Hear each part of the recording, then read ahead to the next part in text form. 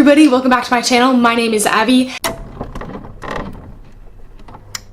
As you guys might already know, I'm a student pilot. I'm trying to get my private pilot license this summer, and my cross country is coming up, and my instructor wants me to plan it. So I have it on the floor and I'm planning it right now, and then I thought to film it and kind of show you guys what I'm doing. Don't use this to plan your cross country or for anything that you're doing, because I am just a student pilot. I am not a teacher. This is where I'm set up in my room. It's the spot that has the most room, the floor. So I have the nav logs, I have my rotating plotter and my E6B, which I showed in my video how I passed my written private pilot exam, a pencil pouch, and then my knee board to write down information that I need, and then of course the sectional underneath the map. So let's get started.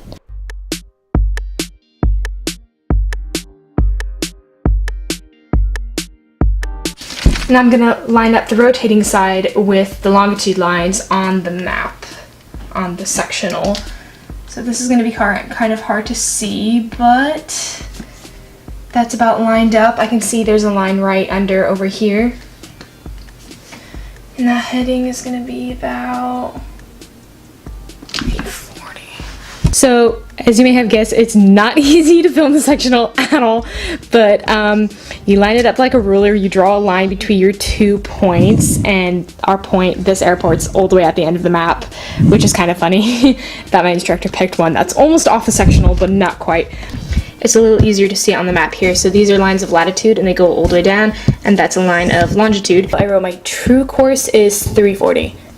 So here's my line that I plotted, and right at the end, I almost don't have to add any magnetic deviation, but right at the end there's an isogonic line which is marked by purple magenta dashed, which will be on your sectional or chart. Subtract 16 degrees from my original true course, which I got from my plotter. Kind of looks like my true course was 340 degrees, which you saw me measure with the plotter before.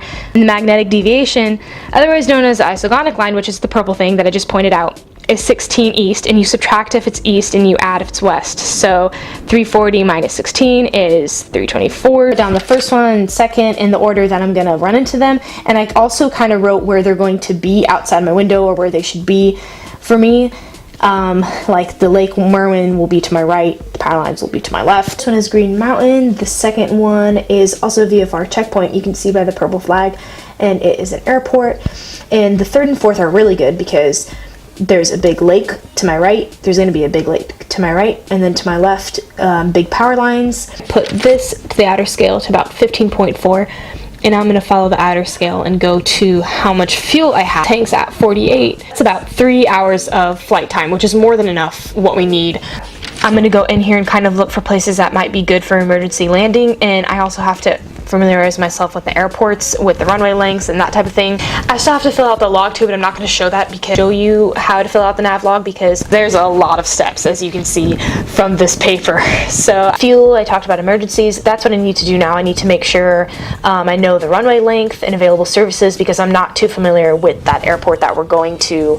I'm going to put the link down below to where I printed these out. I hope this helped a little bit and you found it interesting, and I'll see you guys in my next video. What? Why? Your girl gets lost pretty easily. Flippin' bloody flapjacks, why do you have to be so loud?